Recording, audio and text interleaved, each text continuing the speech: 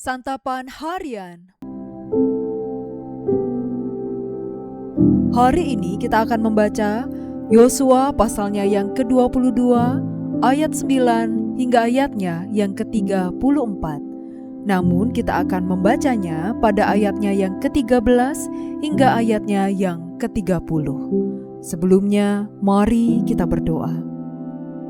Bapa yang baik, anugerahkanlah hikmat surgawi agar firman-Mu kami pahami, kami renungkan, dan kami hidupi dengan setia. Di dalam Kristus Yesus, Sang Terang Abadi, kami memohon.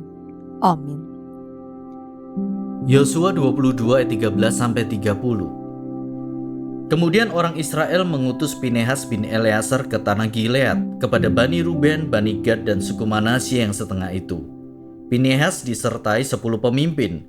Satu pemimpin kaum keluarga mewakili tiap suku Israel. Masing-masing mereka adalah kepala kaum keluarganya di antara kaum-kaum Israel. Setelah mereka sampai ke tanah Gilead kepada Bani Ruben, kepada Bani Gad, dan kepada suku Manasye yang setengah itu, berkatalah mereka kepada orang-orang itu, "Beginilah yang dikatakan segenap umat Tuhan. Mengapa kamu berlaku tidak setia terhadap Allah Israel dengan berbalik dari Tuhan hari ini, dengan mendirikan mezbah bagimu dan memberontak terhadap Tuhan hari ini? Belum cukupkah bagi kita dosa yang dilakukan di Peor, yang menyebabkan umat Tuhan kena tulah, padahal kita belum menahirkan diri darinya sampai hari ini? Mengapa kamu masih berbalik lagi dari Tuhan hari ini? Jika hari ini kamu memberontak terhadap Tuhan, besok Ia akan murka terhadap segenap umat Israel. Akan tetapi jika tanah milikmu itu najis, menyeberanglah ke tanah milik Tuhan, tempat kemah suci Tuhan itu berada, dan menetaplah di antara kami. Janganlah memberontak terhadap Tuhan dan terhadap kami dengan mendirikan bagi dirimu mezbah, selain mezbah Tuhan Allah kita." Ketika Akan bin Serah berlaku tidak setia mengenai barang-barang yang dikhususkan untuk dimusnahkan itu, bukankah segenap umat Israel kena murka? Bukan hanya dia sendiri yang binasa karena dosanya. Lalu jawab Bani Ruben, Bani Gad, dan suku Manasye yang setengah itu kepada para kepala kaum-kaum Israel itu, "Tuhan Allah segala ilah, Tuhan Allah segala ilah, Dialah yang mengetahui dan patutlah orang Israel mengetahuinya juga. Jika hal itu terjadi dengan maksud memberontak atau berlaku tidak setia terhadap Tuhan, janganlah Tuhan meluputkan kami hari ini juga. Sekiranya kami mendirikan mezbah untuk berbalik dari Tuhan dan mempersembahkan kurban bakaran, kurban sajian, serta kurban keselamatan di atasnya, biarlah Tuhan sendiri yang menuntut balas. Namun sesungguhnya karena cemaslah kami melakukannya, sebab pikir kami, di kemudian hari anak-anakmu mungkin akan bertanya kepada anak-anak kami, 'Apa urusanmu dengan Tuhan Allah Israel? Bukankah Tuhan telah menentukan sungai Yordan sebagai batas antara kami dan kamu, hai Bani Ruben dan Bani Gad? Kamu tidak mempunyai bagian apapun dalam Tuhan. Demikianlah mungkin anak-anak kamu membuat anak-anak kami tidak lagi takut akan Tuhan.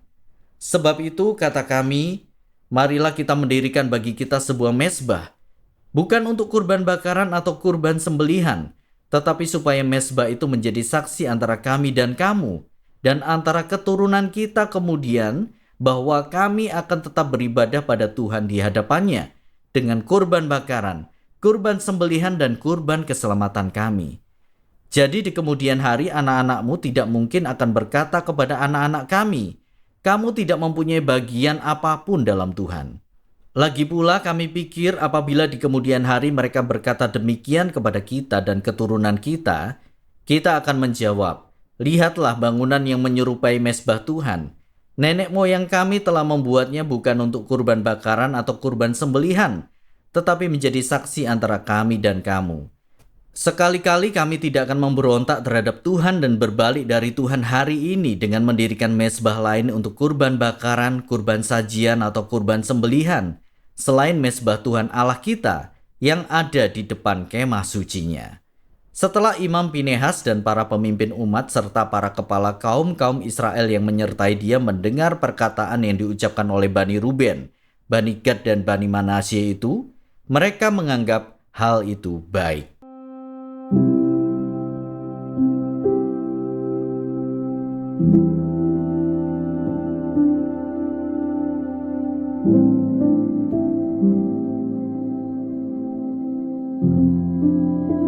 Sahabat Scripture Union Indonesia, konflik adalah ketegangan yang tidak bisa dihindari dalam kehidupan kita.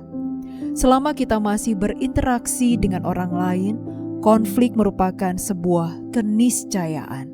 Namun, hal yang sangat disayangkan adalah konflik acap kali terjadi bukan karena sebuah masalah yang real, tetapi karena hambatan komunikasi. Komunikasi yang buruk membuat masalah berujung pada konflik. Sebaliknya, komunikasi efektif membuat konflik berakhir dengan saling pengertian. Sebagaimana kita ketahui bahwa Bani Ruben, Gad, dan Manasye dipisahkan oleh Sungai Yordan dengan suku-suku lainnya. Kondisi ini membuat mereka berpikir bahwa pada kemudian hari bisa saja terjadi konflik antara generasi berikutnya dari dua sisi Sungai Yordan. Karena itu, mereka berpikir bahwa konflik itu bisa dihindarkan jika ada tanda pemersatu yang kelihatan. Karena itu, mereka mendirikan sebuah mezbah sebagai tanda dan pengingat bagi generasi berikutnya dari kedua belah pihak bahwa mereka menyembah Allah yang sama dan bahwa mereka adalah satu sebagai umat Allah. Semula suku-suku Israel lainnya salah paham. Mereka mengira mezbah itu untuk menyembah Allah lain. Pengalaman sebelumnya membuat mereka waspada karena penyembahan asing pernah membawa hukuman bagi seluruh bangsa. Dalam kasus ini, langkah yang diambil bangsa Israel sangat bijak. Mereka membangun komunikasi efektif dengan mengutus delegasi yang dipimpin oleh Pinehas. Ada dua kunci komunikasi efektif yang terlihat dalam percakapan antara delegasi dengan Bani Ruben, Gad, dan Manasye. Pertama, bertanya tanpa menuduh atau menghakimi. Kedua, para delegasi mendengarkan alasan mereka mendirikan mezbah sehingga percakapan berakhir dengan pengertian dan konflik pun dapat dihindari. Dalam menghadapi suatu masalah, sangat bijaksana jika kita mau bertanya tanpa menuduh atau menghakimi dan mau mendengarkan dengan empati. Mari kita belajar agar dapat berkomunikasi secara efektif. Mari kita berdoa. Kristus yang penuh hikmat, mampukanlah kami berbicara dengan kasih dan mendengar dengan rendah hati di saat konflik dan perdebatan terjadi. Kendalikan kata-kata kami agar membawa damai, bukan melukai, melainkan memulihkan. Bimbinglah kami menjadi alat perdamaian-Mu ya Kristus. Di dalam nama-Mu, Kristus Yesus, kami memohon. Amin. Kiranya firman Tuhan yang Anda dengarkan menjadi berkat, hingga Anda memiliki kehidupan rohani yang segar, kuat, dan sigap. Jika Anda menginginkan buku santapan harian, silakan kirimkan nama, alamat lengkap, dan kode pos beserta nama radio yang Anda dengarkan ke nomor 0811 9910 377. Tuhan Yesus memberkati.